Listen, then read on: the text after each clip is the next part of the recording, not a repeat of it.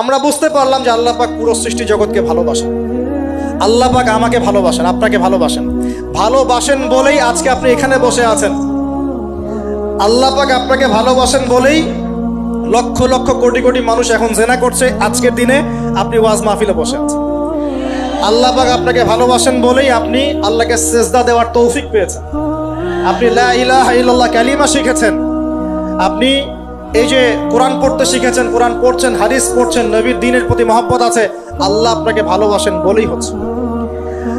কখন বুঝবেন আল্লাহ আপনাকে ভালোবাসে? যখন আল্লাহ পাকের অনুমোদিত কাজগুলো আপনার ভালো লাগবে। নামাজ পড়তে ভালো লাগছে, রোজা রাখতে ভালো লাগছে, কোরআন তেলাওয়াত করতে ভালো লাগছে, আল্লাহর জিকির করতে ভালো লাগছে, আলেম ওলামার সাথে থাকতে ভালো লাগছে। ঠিক আছে, আল্লাহর হালাল কাজগুলো যখন ভালো লাগবে বেশি বেশি, বুঝবেন আল্লাহ আপনাকে নির্ঘাত মহব্বত করেন। আর যখন আল্লাহ পাকের নিষেধগুলো, হারাম, মদ আমার ভালো লাগে না, জেনা ভালো লাগে না, আমার খারাপ জিনিস দেখতে ভালো লাগে না, খারাপ শুনতে ভালো লাগে না, বুঝবেন আল্লাহ আপনাকে ভালোবাসেন। আর যখন দেখবেন খারাপের পিছনে আপনার ঝোঁক বেশি, দুর্নীতি করতে ভালো লাগে, সুদ খাইতে ভালো লাগে, ঘুষ খাইতে ভালো লাগে, কাউকে ঠকাইলে মনে হয় আমি স্মার্ট হয়ে গেলাম, হ্যাঁ, মানুষের টাকা আত্মসাৎ করতে ভালো লাগে, নামাজ না পড়ে ঘুম দিতে ভালো লাগে, ঠিক আছে, রমজান মাসে বিড়ি টানতে ভালো লাগে, ঠিক আছে, মেয়ের সাথে যে টাঙ্কি মারতে ভালো লাগে, তখন বুঝবেন যে আল্লাহ আপনাকে এখনো ভালোবাসেন বা আপনি আল্লাহর ভালোবাসা পাওয়ার যোগ্যতা হারিয়ে ফেলেছেন। আল্লাহ পাক আমাদেরকে বোঝার তৌফিক দান করুন। এখন আসি, আল্লাহ পাক এবং তার রাসূল আমাদেরকে এমন কি কি কাজ বলেছেন যেই কাজগুলো করলে আমরা সরাসরি আল্লাহর ভালোবাসা পাবো ইনশাআল্লাহ। জানার দরকার আছে কি নাই? আমি অল্প কয়েকটা কাজ বলে শেষ করছি। এক নাম্বার, আল্লাহ এবং তার রাসূল আমাদেরকে জানিয়েছেন আমরা যদি তাওহীদের উপর থাকতে পারি, একত্ববাদ, লা ইলাহা ইল্লাল্লাহ, আল্লাহর ভালোবাসা পাবো ইনশাআল্লাহ। যে ব্যক্তি শিরকের পাপে লিপ্ত আছে সে আল্লাহর ভালোবাসা পাবে না যতক্ষণ না সে তওবা করে ফিরে আসছে। অতএব আল্লাহর ভালোবাসা পাওয়ার জন্য এক নাম্বার কাজ কি ভাই? আল্লাহর তাওহীদের কালিমা লা ইলাহা ইল্লাল্লাহ এর উপর থাকা, শিরক বাদ দেওয়া।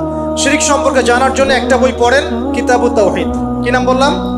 কিতাবুত তাওহীদ। একটাই পড়েন, দেখবেন ইনশাআল্লাহ শিরক কাকে বলে, কত প্রকার, কি কি, কোন কোন কাজ করলে শিরক হয়, সব জানতে পারবেন ইনশাআল্লাহ। এই বইটা একটু কঠিন, এই বইটার ব্যাখ্যা বের হয়েছে, ব্যাখ্যা যুক্ত বই কিনবেন এবং যেগুলো বুঝবেন না ওলামায়ে কেরামকে জিজ্ঞাসা করবেন, কারণ সবগুলো কিন্তু বুঝতে পারবেন।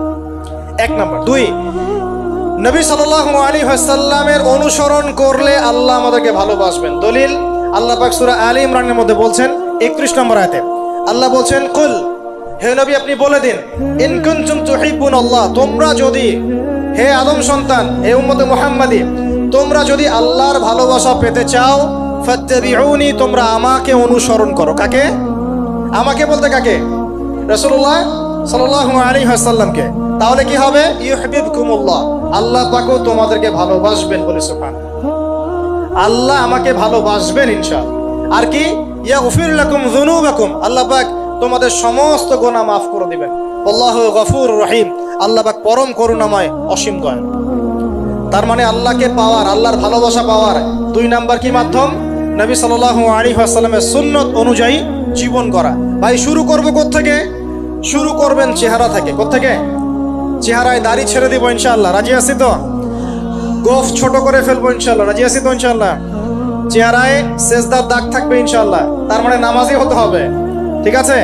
পোশাক পরিচ্ছদ হবে রাসূলুল্লাহ সাল্লাল্লাহু আলাইহি ওয়াসাল্লামের মতো, ঢিলে ঢালা মুত্তাকিদের পোশাক। চুল হবে কার মতো? মেসি নেইমারের মতো নাকি রাসূলুল্লাহ সাল্লাল্লাহু আলাইহি ওয়াসাল্লামের মতো?